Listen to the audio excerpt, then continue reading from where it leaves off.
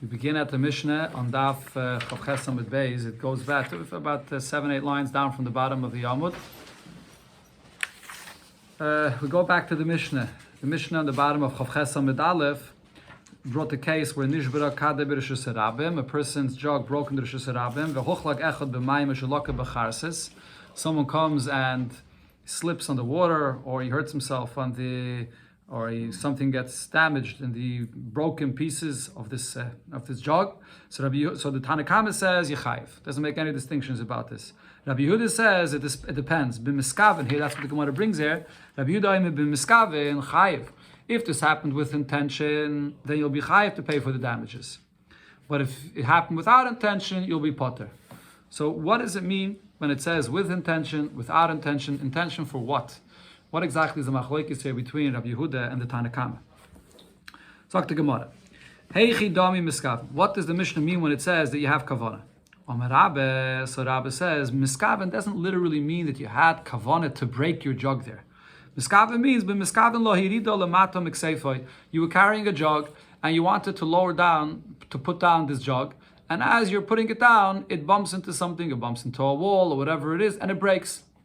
This is what's called niskal. There was an accident that it bumped into something, and it breaks. So the miskaven of the Mishnah means that you had kavanah to take it down. And what Rabbi Yehuda is basically saying is that you're going to be chayiv for this niskal, for this accident that happened here. Why? Because if it bumps into something, then there's a level of negligence here. Niskal pesheya. The fact that you allowed this to bump into something and it breaks, so this is your negligence, and therefore then you're going to be chayiv. However, what happens if the jug that breaks here happened b'derech einis? It broke with something which is completely out of your control. Then you're not going to be responsible for the damage that it causes. That's what Rabbi Yehuda is saying. Amalei Abaye. So Abaye says, in this explanation of Rabbi, so if so miklal, from this we can understand the Tana Kama, which is Rab Meir. Stam Mishnah is Rab Meir. We'll see soon a Brais also, it's Rab Meir. So the Tana Kama over here says that you're going to be chayiv regardless. He doesn't make any distinction. So that means that the Tana Kama, Rab Meir, is mechayiv Rab Meir afil nifshira. Even in a case where a person is holding this jug in his hand and it just like sort of melts or explodes and it drops out of his hand, a complete einus. And even in such a case, if it damages, he will also be chayiv for this, even though it was an absolute einus. So Rabbi says, mechayiv or Rab Meir was mechayiv afilo oznei biyadei. Even in a case where a person is holding the jug and the handle is still in his hands, and the keli just like melted or fell apart and it fell out of his hands, you're still going to be chayiv. Frag the Gemara, but why? Amai, why should you chayiv for such a thing? Onusu, the damage that happens here is completely out of his control. It's an einis. And we have a general rule regarding all halachas of Torah. The einis rachmana patre. Anytime an einis happens, you're absolved. You don't have to pay, or for any aveda, you're pater for it. The chsiv, as it says, v'lanara lisasa davar. This is the case where a person went and had a relationship with a girl against her will. So there the Torah says that v'lanara, for this girl, nothing is done to her because it was an einus. It was against her will. So over here as well, if this is an einus, you should be pater for this. There's actually a discussion in Rishonim about this, because the question over here really is, what kind of a mazik are we talking about over here? The hezek that happens with this thing, that this jug that falls out of his hands, is this adam mazik, that it damaged as soon as it came out of his hands, and therefore it's the person that was really mazik? And if that's the case, we already learned before that adam mazik is chayiv even if it's an einus, shaygig, mezid. But Taisus says before on Daf Chav Zayin or Chavav, so Taisus says before that if it's an einus gomor, you potter. Even Adam Amazik, that's chayiv for an einus, but not such a kind of einus where this thing falls out of your hand and it just like explodes and completely out of your control. But there's others that say, other Rishonim say that this is not Adam Amazik because it fell out of your hands and it dropped on the floor. The Gemara at this point is talking about a situation where it fell down and it was mazik someone before you had a chance to clean it up. It was mazik right away. Right, so the question is, are you responsible for this damage that happened before you had even a chance to clean it up? So in such a case, though, it's not Adam Amazik, it's the moment, this thing that fell on the ground that now it was mazik. And for that, the Gemara is saying, for the damage that your moment is mazik someone, here your jug that's mazik someone when it's on the ground, if it's in b'derech einis, for sure you'll be pater. Now the Gemara explains, if you'll argue and say This pasuk that we just brought, what we're saying is that because this happened against her will, so she's not going to be chayiv misa. Maybe you'll argue and say that over here in our case, when it comes to the damages that you have to pay, even such a kind of einus, maybe Rav Meir holds that pasuk, you can't use it for our case, and over here you would be chayiv. So the Gemara brings a brayse where it clearly says that that's not the case. Tanya, we learned in a brayse where it also brings the machlokes about the same subject, and there it spells out more details. Nishbara kadei. The brayse says a person's jug broke, v'loy silkai, and he didn't clean it up. Nafal gemalai. Person's camel fell and died, and it's lying there. V'loy amidai, and he didn't move it away out of the road. Rav Meir says any damage that it causes, anybody tripped on this that you left there, you're going to be chayiv for this. So this is the Rav Meir, which is the Bava Kama of our Mishnah. He says you're always going to be chayiv. Bezekon, that is. You'll be chayiv for any damages it causes. However, Chachamim say, Pater midina yadam, you're going to be pater for this damage that it causes. Okay, we'll see soon. The Gemara will explain what the pshat on this is, why you pater for this. V'chayev b'dinei shemayim, but b'dinei shemayim, the fact that you didn't clean it up, you will be chayev for that. You did cause the damage, even though you're not chayev b'dinei yadam. Now, the Brayse here spells out, Umaydim chacham l'Rab Meir. Chachamim will agree to Rab Meir in the following case, ba'avnei sakinu masai, if you had a stone, or you had a knife, or another package, she'nicham b'reish gaga, you left them on the top of your roof of your house, the edge of the roof, and then v'naflu b'ruach mitzuya, and a regular wind comes, and it blows it off into the street, ve'eziku, and there someone gets damaged by this. Shu chayiv, for that you're going to be chayiv. This was brought earlier in the Masechta, that this is a kind of a mazik that's learned from Bayer and Shar together, and in such a case, it's your negligence that you left it there in the corner of your roof, and it flies down with just a regular wind. So in such a case, Chachamim Amayde, that you'd be chayiv for this. On the other hand, Umayde Rab Meir l'Rabbanan, or the Zagredes here l'Chachamim, the Rab Meir are going to be made to the Chachamim, b'mayla kankanim alagag, a person that takes up these kankanim, jugs on top of his roof, amanas l'nagvan, and he wants to have them dry there, and v'naflu b'ruach she'enim mitzuya, and flew off of the roof with a wind that's not a regular wind. Right? So probably if this person has kankanim, he made sure not to put them at the edge of the roof that it could fly off with a regular wind. He put them further in a good, safe place. And then this unusual wind comes and blows it off the roof, and then it damaged someone on the way down, or after it fell, it damaged someone. Shu pater. For this, you're going to be pater because it's out of your control. It flew with the ruach she'enim mitzuya. So you see it clearly. Rab Meir is saying a damage it's caused with the ruach she'enim mitzuya, and it's a einus that you're pater for this. So you can't say that according that the machlokes of Rab Meir and Rab Yehuda in our Mishnah regarding this jug that the person was holding and it fell out of his hands, that they're arguing in a case where it fell out of his hands, but einus, whether he's chayiv for the damages that it causes. So therefore the Gemara says a different pshat. Elam Abaye says Abaye, the pshat in our Mishnah is different. Betarti pligi. And actually, in our Mishnah, if you medayik in what it said in the Mishnah, you'll see that they're really arguing about two different cases. Okay, now, to answer the question we just asked, it's not necessary to say this point of tarti, but Abai wants to explain the machlokes here of the Mishnah, so he explains the machlokes. The Gemara will soon show how in the lashon of the Mishnah you see that the Bava Kama, which is Rab Meir and Rab Yehuda, are arguing on 2 points. So first of all is the point that we said before. Pligi b'shas nefila. There's the argument when something falls, when a person is holding a jug in his hands and it falls out of his hands, and it damages when it falls out of his hands. That's one machlokes. Now, what b'shas nefila in the Gemara doesn't only mean literally as it's falling. B'shas nefila means as it's falling, and also even after it fell, before you had a chance to clean it up. That's all called b'shas nefila. So they're arguing about that. And also, upligi ilacha nefila. And then they're also arguing about this jug that fell to the ground, and it's lying there, and now you had a chance to clean it up, and you didn't clean it up. And there as well, if it was mazik someone, there'll be a machlokes if you're going to be responsible for this. And the Gemara explains 2 different arguments. Pligi b'shas nefila, the argument that there is while it's falling or before you had a chance to clean it up. What is their argument? The argument is in a case where it fell out of your hands by an accident. And the question is, are you responsible for this accident? Beniskal pesheya. When you bumped into something, you tripped over something, or as the Gemara said before, as you were trying to lower down this jug from your shoulders, it bumped into something and it cracked, an accident. Is this a negligence on your part? Are you chayiv for this? Mar sovar niskal pesheyahu. So the Tana Kama says that even though it was an accident, but that's a negligence on your part, and therefore you are going to be chayiv for this. Umar Sava Niskal Lav Pesheyahu. But then Rabbi Yehuda comes and says that if it's a niskal, if it's an accident, then you're not a pisheya. So now the Gemara is explaining the lashon of Rabbi Yehuda and the Mishnah different than before. When Rabbi Yehuda said b'miskaven chayiv, what it means is if you actually had kavana, meaning if you went ahead and directly with kavana cracked this jug in the Shus Rabim, and it damaged someone as it was flying down, or after it was lying on the ground, even before you had a chance to clean it up, you're going to be chayiv because you mamish b'chavana broke it there.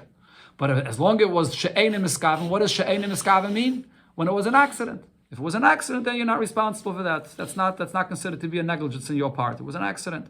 The Tana Kama, though, which is Rab Meir, that said chayiv no matter what the Tana Kama was saying was that it doesn't matter. Even if it was an accident, you're still going to be chayiv. It's still considered to be a pshia. That's one machlekes. Another machlekes is la'achan afila, after it fell to the ground and it was lying there, and you had a chance to clean it up. But there's still a machlokes if you'll be responsible. Why? What is it talking about? Ben mafker nizakov. You left it there and then you declared it to be hefker. It's not yours anymore. It's hefker.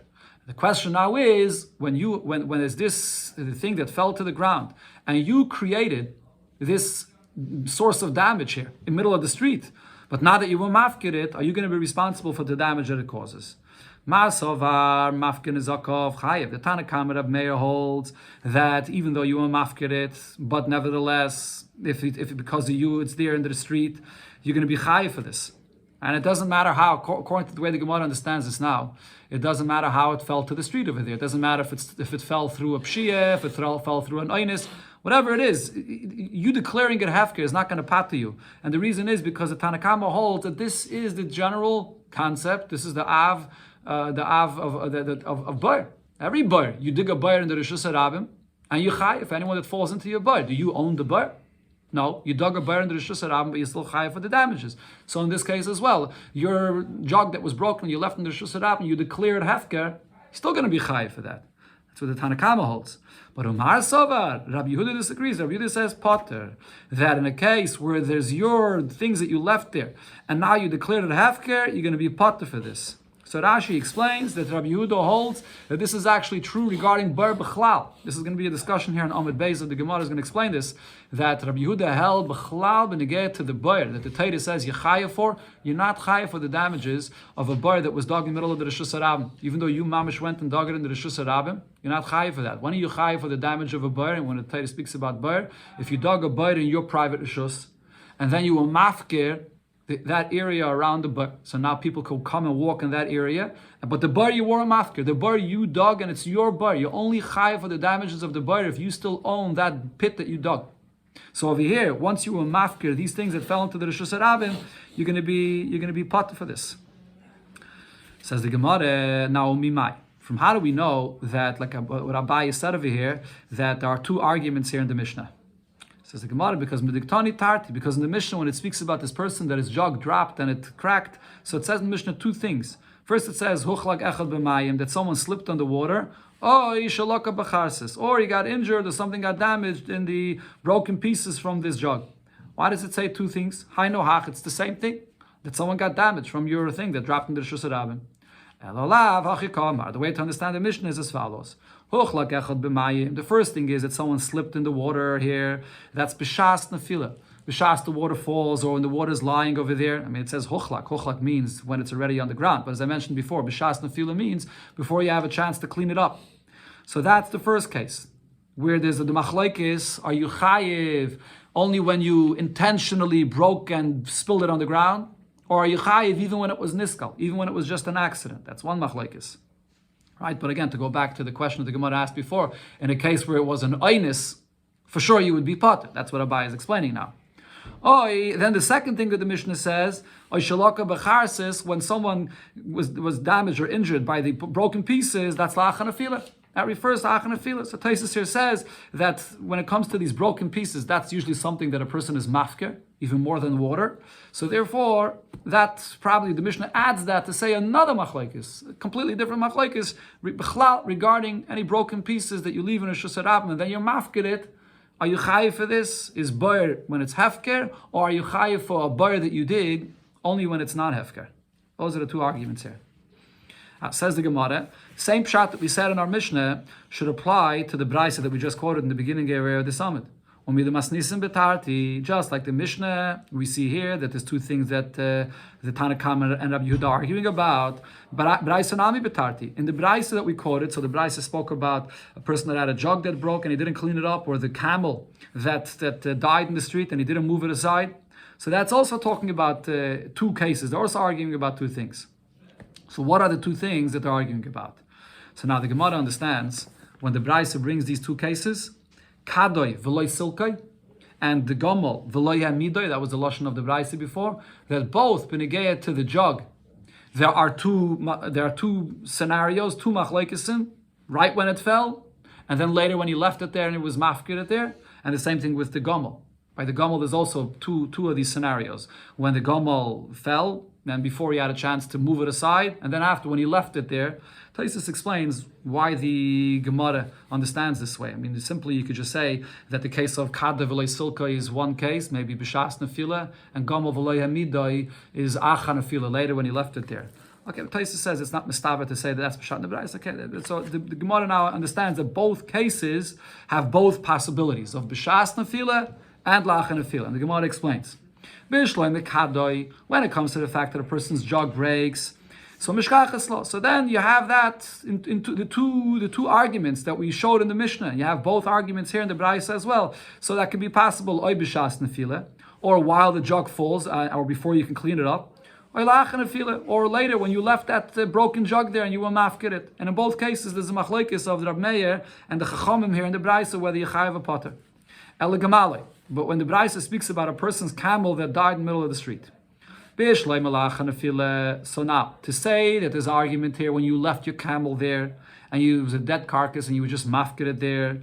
So they're arguing in a case of b'mafkir neveltai. You will mafkir this nevela, this dead carcass. So whether you chayav for this. But this camel here that tripped while it was walking and fell. What argument can there be here about this, whether we say niskal pesheya or not? As the Gemara explained before, what's the machlekes b'shas nefila? When a person trips or a person has an accident, is that a negligence on your part? Are you responsible for that accident or not? How can we apply that over here to a camel? Are we going to apply the same thing to a camel like a human being, to say that when a camel trips, that there's an opinion that says that you're responsible for the camel that trips and had an accident? By a human being, you can say such a thing. That a person has to pay more attention where he's going, or pay attention to the actions that he's doing, and even if it's an accident, there's a level of negligence on his part. By an animal, you can't say such a thing. So what does this mean? That by the animal, b'shas it was falling, there's an argument whether the tripping of this animal is your negligence or not. How could you make sure that your animal shouldn't trip? Says the Gemara, the case is, if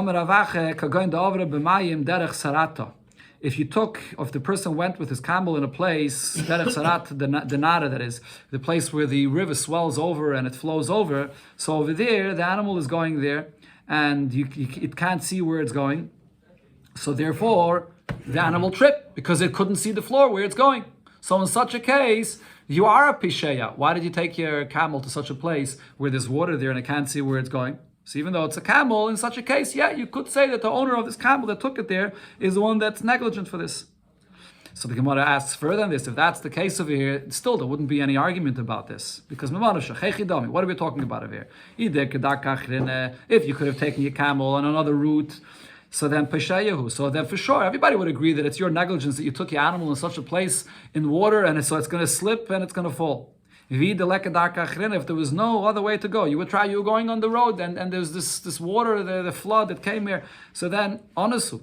So then this is an einus. Everybody would agree that the fact that the camel slips and has an accident is not your fault at all. So what is the case? How can we say this concept of niskal, of an animal slipping and tripping, that there would be a machlokes whether you're negligent or not? Ella, says the Gemara, the case is mishkachas lo da askil. What happened is the person was walking ahead of the camel, and the person himself, he tripped and fell. And then vaskila bay, the camel that was behind him, then tripped and fell on the person. Vaskila bay gamla, that is. And then the person, the camel tripped on the person and fell. So just like regarding the person himself, So there's a machlokes whether it's his fault or not, his negligence or not. Now that the camel slipped on the person that fell there, so that's also going to be the machlokes of whether it's your pshia or not, because the camel slipped on you. So if it's your fault when you slipped yourself, then the camel itself that slipped and tripped on you, it'll also be your fault.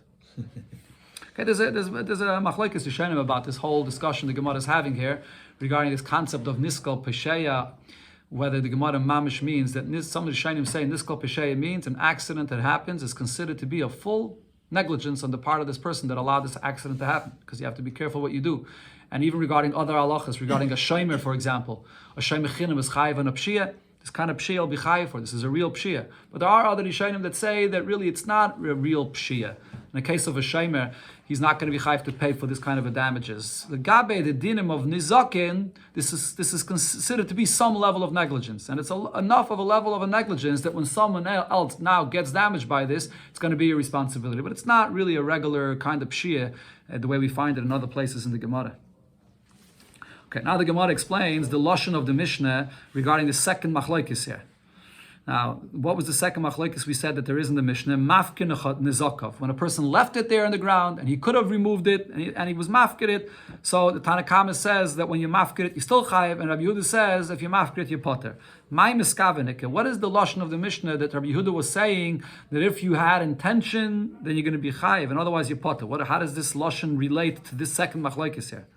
Rav Yosef explains, Miskaven means if your intention is to keep these broken pieces, so it's not hefker, it's still yours, then you're going to be chayiv for that. But if you declared it hefker, you don't have kavanah to keep it for yourself, so if it's hefker, then you're going to be potter. That's how it fits into the words of the Mishnah.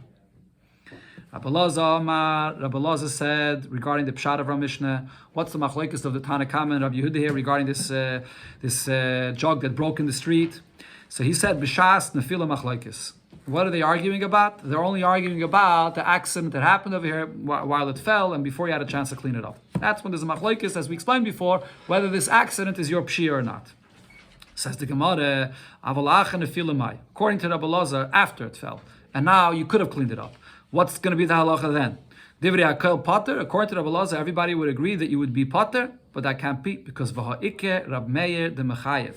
Rab Meir would hold even after you had a chance to clean it up and you did not clean it up, you would still be chayev for this. How does the Gemara know this? So Rashi says because if you look in the lashon of the Braisa that are quoted in the bottom of Chavches, the lashon of the Braisa was Nishbara Kadoi V'loi Silkoi, meaning you had a chance to clean it up and you did not clean it up. So we're not only talking about a machlokes when it fell and you couldn't clean it up yet, whether the accident is your fault or not. We're talking about when you could have cleaned it up, and Rav Meir clearly says that in such a case, you would be chayiv. So Ella says the Gemara, my divrei akoil chayiv, Ella my that is. What are you going to say when Rabbi Elazar said that they're only arguing about b'shas nefila? So, but afterwards, you're going to say maybe Rabbi Elazar meant to say divrei akoil chayiv. Afterwards, if you could have cleaned it up and you didn't, maybe everybody would agree that you're chayiv. No, but v'hayke rabban the patri. In that brayse itself, when it says this case of v'loi silkai, the rabban v'chachamim oimrim potter. Chachamim there say that you're potter, even after you could have cleaned it up. So Elamai, the Gemara says, really, Rabbi Elazar wasn't saying anything different than Abaya. B'shas nefila, when he said that they're arguing while it fell, af b'shas nefila. He's coming to say that they're also arguing while it fell. Right, the fact that they're arguing after it fell, he didn't have to tell you that. That's clear in the lashon of the Braisa, because the Braisa says v'loi silka. He could have cleaned it up and he didn't clean it up. He's coming to say that they're also arguing when it fell, before you were able to clean it up. There's an argument, as Abaye explained before, the kamash malanked Abaye, saying like Abaye, that they're arguing about whether niskal pesheya or not. Okay, so this is Abaye and Rabbi Elazar's pshat in the Mishnah. It basically comes out that they're arguing about two different things. One is b'shas nefila, one is la'acha nefila. Two separate arguments that have nothing to do with each other.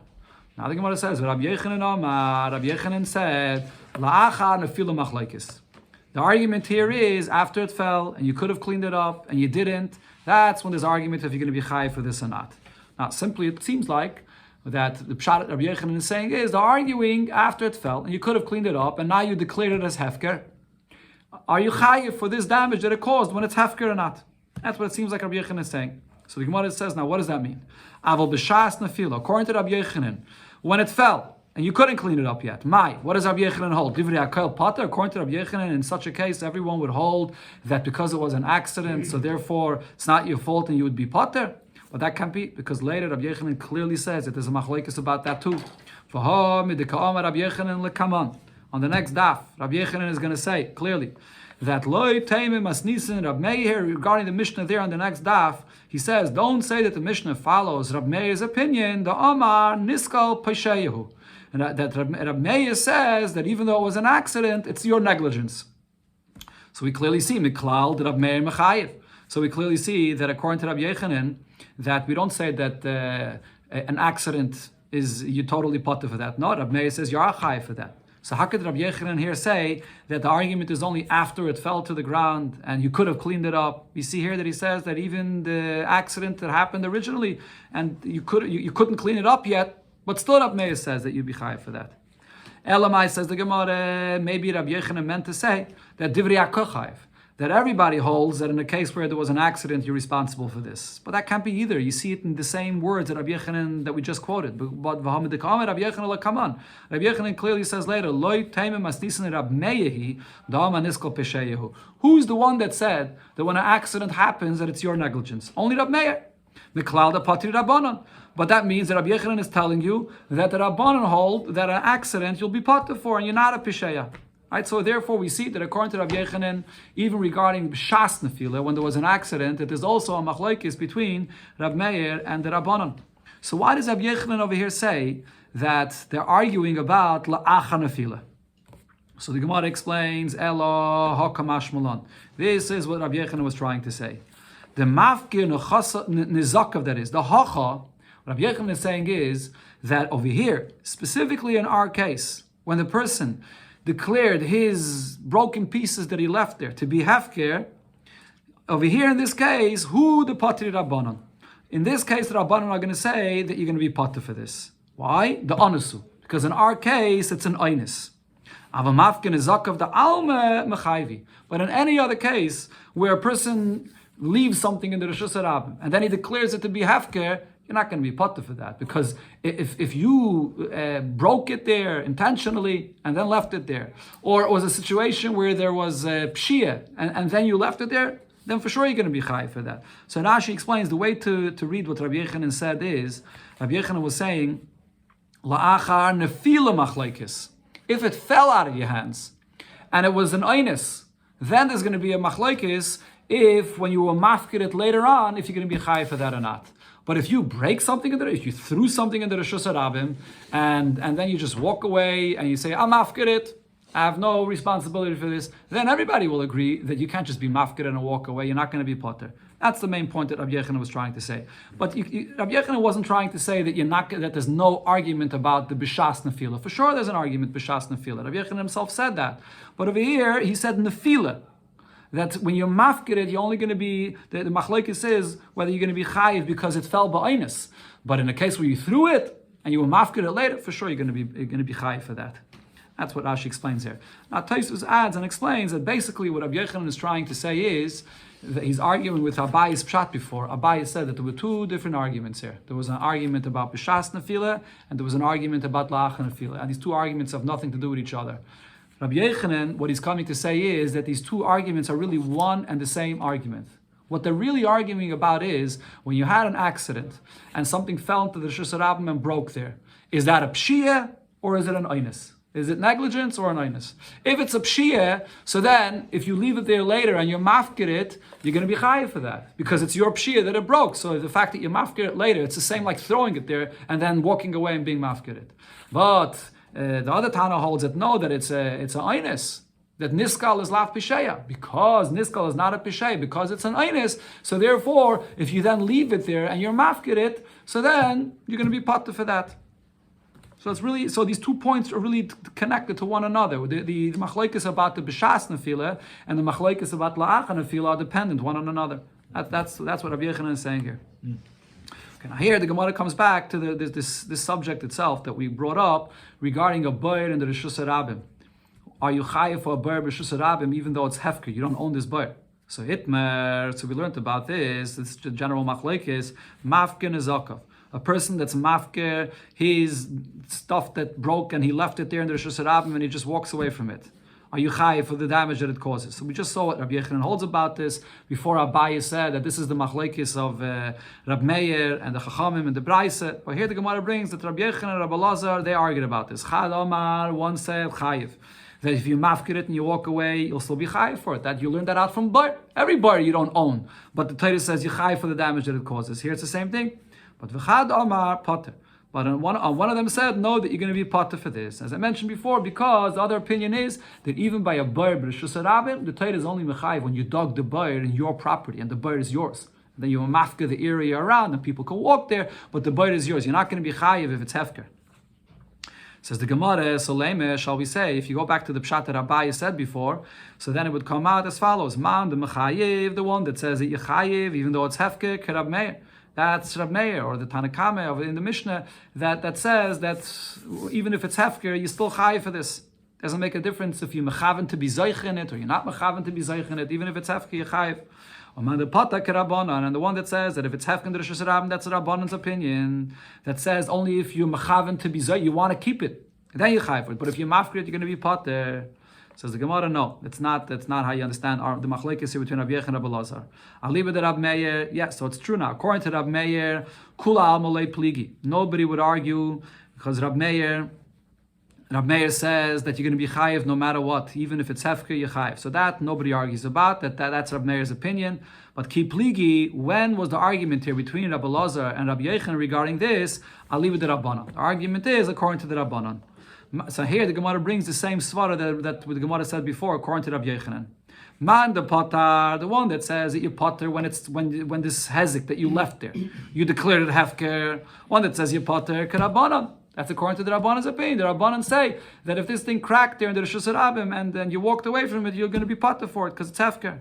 But a man the mechayev, the one that says you're going to be chayev, Amalach will tell you, Ana the Amri Afil Rabbanan. My opinion fits even with the Rabbanan. Why?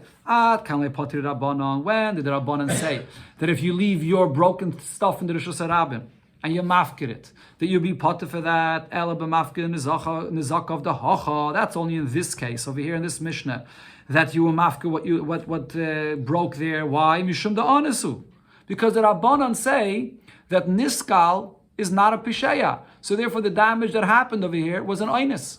If when it broke, if it was an accident, according to the Rabbanan's opinion, this is considered to be an oinus. Once it damaged with an oinus, now you walk away from it and you mafkir it. In such a case, the Rabbanan says that you're going to be potter for the damage that it causes. Aval mafkir nizak of the alma. But in another case, if a person takes a glass and breaks it in the Rishus Harabim intentionally and then just walks away and is mafkir, in such a case, the Rabbanan would agree that you'd be chayiv for this. The alma mechayiv, for sure you're going to be chayiv in this. So that's the machlokes over here. In a case where you intentionally broke it in the Rishus Harabim, are you going to be chayiv for this or not? After you mafkir, you walk away and you mafkir this. So as I said, this is a general machlokes b'negei to bar. Any bar in Rishus Harabim that you dug, you intentionally, you went and dug it there, are you going to be chayiv if it's hefker? So the Gemara says, to stayim, let's bring a raya that Rabbi Lazar ma chayiv. We had here the two opinions, and it didn't say who holds what. So we can bring a raya that Rabbi Lazar is the one that says that you chayiv for a bar in Rishus Harabim, even though that bar is hefker. Because the Amar Rabbi Lazar, Mishum Rabbi Shmuel. Rabbi Lazar said in the name of Rabbi Shmuel that Shnei Dvarim Einu B'Rishus Shaladam. There are two things that are not in a person's domain. In other words, it's not your ownership. But Vas Nakasu Kila and B'Rishus. The Torah considers it to be yours, and you're responsible for them. Ve'eloheim bar B'Rishus Harabim, a bar that you dig in the Rishus Harabim, even though it's in the Rishus Harabim, it's in a place of hefker, but nevertheless the Torah considers it to be yours. And the damages that it causes, you'll be responsible for that. And also another case is v'chametz mishei shoy solamayla chametz. After 6 hours erev Pesach, where the Torah says that's when the isser of chametz begins. What's the isser of chametz? The Torah says lo yira l'cha. You only chayav the isser of bayira bayamatza is only chametz that you own. But the thing is, after chametz becomes aser ba'achila, aser ba'hana, because it's aser ba'hana, so you could derive no benefit from it. It has no value of even a shava pruta, so you're not even an owner of it anymore. How could you be over on the isser of chametz on Pesach if you have no ownership over it? And the Torah says you only chayiv if it's yours. So there, the Torah considers it to be yours to be over on the isser of chametz. Those are the two cases. So you clearly see that Rabbi Lazar said here in the name of Rabbi Shmuel that the bar b'Rishus Harabim, it's hefker, but you're still responsible for it. The Torah is mechayiv you as if it's yours. So to stay, we see here, Rabbi Elazar is the one that says that even though it's hefker, you chayiv.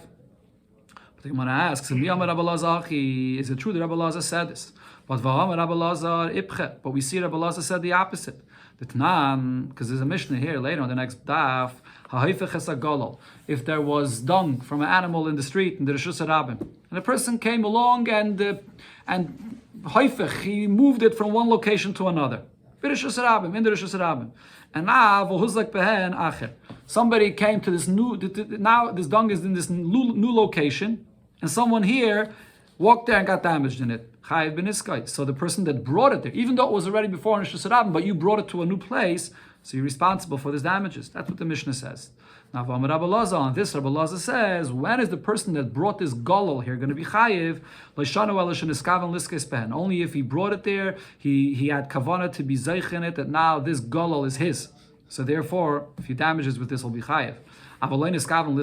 If he doesn't have any kavanah to be zeich, he doesn't want to have it, then potter. The damages that he causes will be potter. So we clearly see alme mafkin nezaka of potter. So I see Rabbi Elazar clearly said you only chayiv because you had kavanah to be zeicha, not if it's hefker.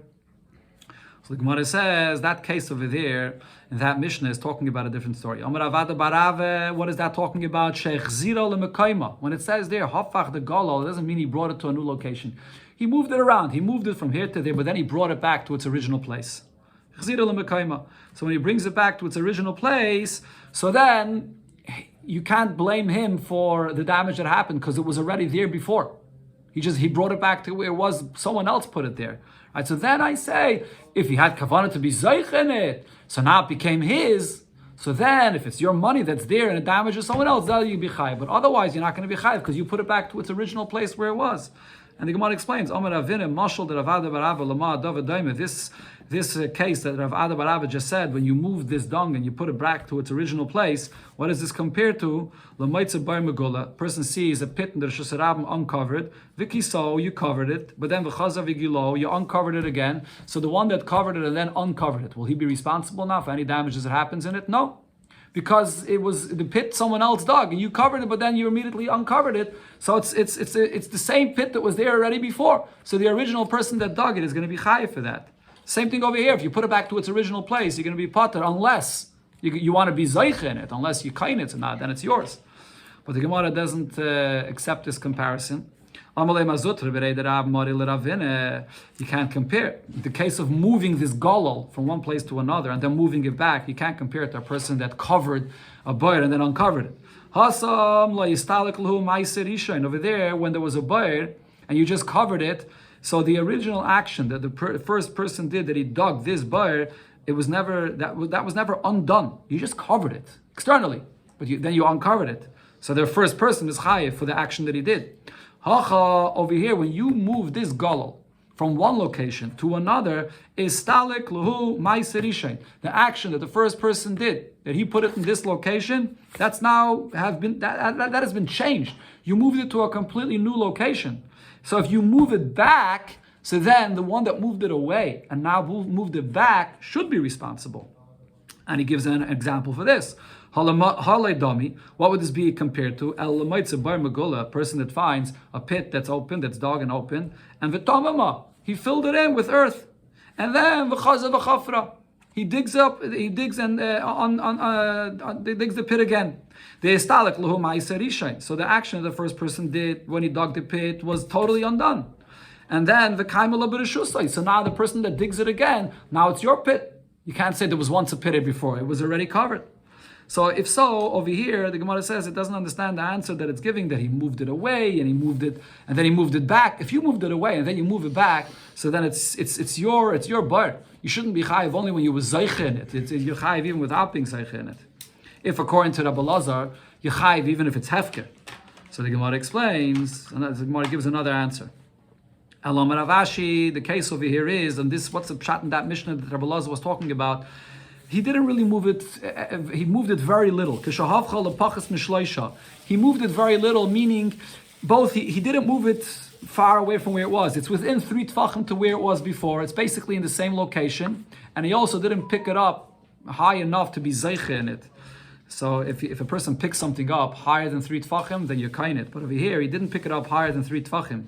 And in such a case, Rabbi Elazar said that if you're going to have kavanah to be zeich in it, then you're going to be zeich in it, even though you didn't really move it away from the previous location. You just moved it a tiny drop. And it's still basically in the same place. But if you had kavanah to be zeich in it, then you're going to be chayiv for this. Rashi here says an interesting thing. What does this mean? You had kavanah to be zeich in it. How was the person zeich in it? If you didn't pick it up 3 tfachim, you didn't make a parpa kinyan. How were you zeich in this? So Rashi here says that by hefker there's a concept called habata. Even just by looking at it and having kavanah to be kaina, you could be kainit according to one opinion. And that's what Rabbi Elazar was saying over here. So the point that the Gemara is trying to say is Rabbi Elazar really holds that usually for bar b'reshus harabim you chayiv even when it's hefker.